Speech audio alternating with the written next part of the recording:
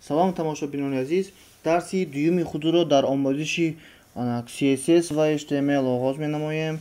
Имрӯз бошад ману шумо кор бо матнҳоро дида мебароем. Умуман матн чи аст ва чӣ гуна бо он кор кардан лозим аст дар санади HTML омӯхта мебароем. Дар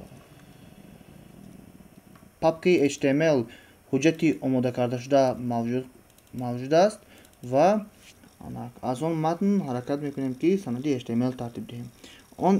Дар ин матн чихеле ки шумо дида истодед, ҳам расм қарор дорад, дар инҷо расм ва ҳам дар инҷо матнҳо қарор доранд ва барои ману шумо зарур аст кӯшиш кунем ҳамин гуна матнро дар санади HTML тартиб диҳем. Хулас, матнро ҳамаашро нусха бардорӣ мекунем ва дар санади HTML мегузорем. Ин коре ки ман кардам копи паст аст, аз он ҷо копия кардам ва дар ин ҷо гузоштам ва як бор сабт мекунем ва мебинем ки дар браузер ҳамин матне ки бе таҳрир ҳоло қарор дорад, мебинем чиро намоиш медиҳад. Ҳамин санади мост. Мана бинед, матне ки бе таҳрир қарор дошт, ягон дар шакли нофаҳмо қарор дорад ва хондани чунин матн бениҳоят мушкилӣ аст, дилгиркунанда аст ва кӯшиш мекунем ки ин матнро андаке бошад ҳам истифода аз тегҳо зебо ва хона кунем. Барои оро додани ин чунин тегҳо, барои оро додани ин матн аз тегҳои якумаш аз теги сарлавҳа истифода мебарем, барои он ки ҳар як матн аз сарлавҳаи худаш оғоз меёбад. Теги сарлавҳа аз H1 оғоз меёбад то H6. H1 аз ҳама сарлавҳаи калон аст ва H6 аз ҳама сарлавҳаи хурд аст. Бигзор ки H1 бошад ва равияҳои асосии матне ки дар ин ҷо қарор дорад, бигзор ки дар ин ҷо пӯшида шавад. H1 сабт мекунем ва аз назар мегузорем ки чӣ рух медиҳад. Бинедон сарлавҳа аллакой аз матн ҷудо карда шуд. Дигар қисмате ки ману шумо дида истодем, боз ҳам матнҳо бениҳоят ҳамеш ба якдигар часпидагӣ ҳастанд ва матнро аз якдигар вазифадор ҳастем ки ману шумо ҷудо намоем.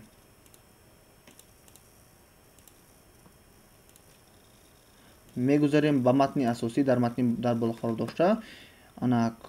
Дар ин ҷо иқтибос оварда шудааст. Бигзор ки дар шакли каҷ бошад, дар шакли курсив бошад. Ҳамин иқтибосро кӯшиш мекунем дар браузери худ ҷудо намоем то сарлавҳаи дигара. Браузерро мекушоем ва мана бинед дар ин ҷо сарлавҳаи дигар ҷойгир шудааст ва дар ин ҷо иқтибосе ки барои ману шумо лозим буд ҷойгир шудааст. Хай бо теги параграф ки P мегӯянд иқтибосро ҷудо менамоем то лаҳзаи охирони иқтибос. Дар ин ҷо бо теги параграф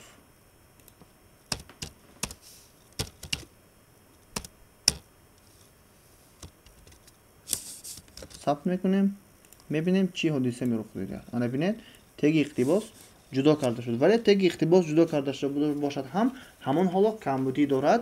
Камбудии якуми он дар он аст ки теги мо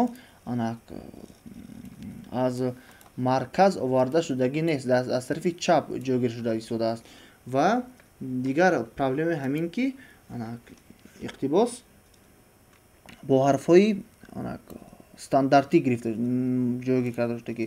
Дар ин ҷо бошад мо ҳарфҳои стандартиро гирифтему, аз марказ мондему бо ҳарфҳои курсив, яъне ки каҷ иваз намудем. Якуми коре ки мекунем, атрибутҳоро истифода бурда тегҳамонро ба теги аслӣ монанд мекунем. Якуми проблема аз марказ овардани тег.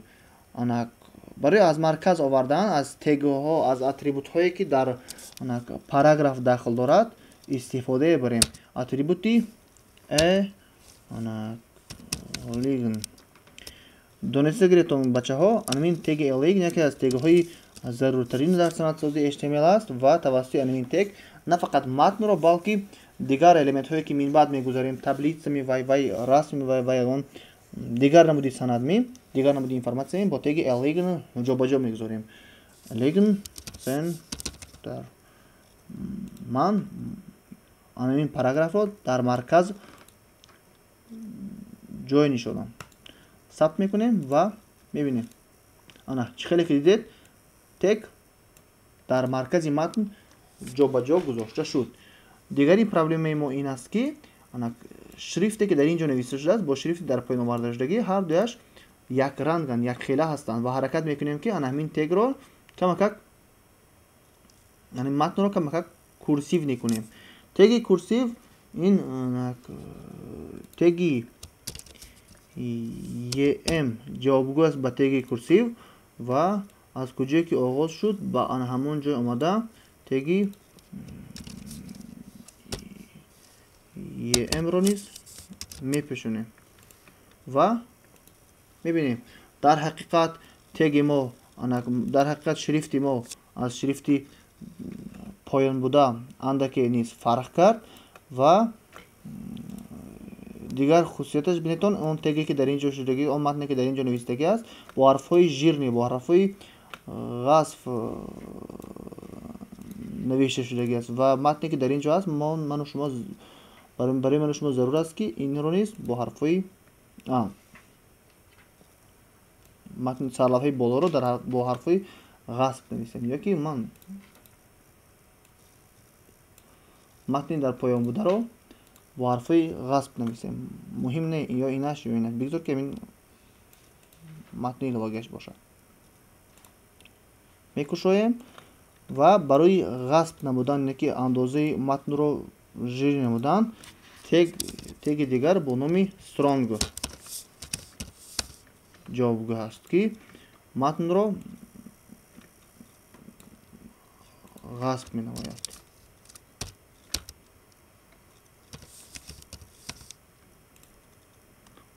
сабт мекунем ва мебинем ки оё мешавад ё ки не. Чӣ хеле ки дидетон дӯстон, тег аллакай бо ҳарфҳои ғасб ҷобаҷо гузошта шуд. ва барои шумо вазифа дода мешавад то охири матнро низ ин чӣ гунае ки ман дар ин ҷо ҷобаҷо гузоштагӣ ҳастам, дар куҷое матн баробар омадааст, дар куҷое матн сарлавҳа дорад, мисол сарлавҳа аз тарафи чап, дар куҷое сарлавҳа аз тарафи рост аст, инро то дарси ояндаро иҷро мекунед.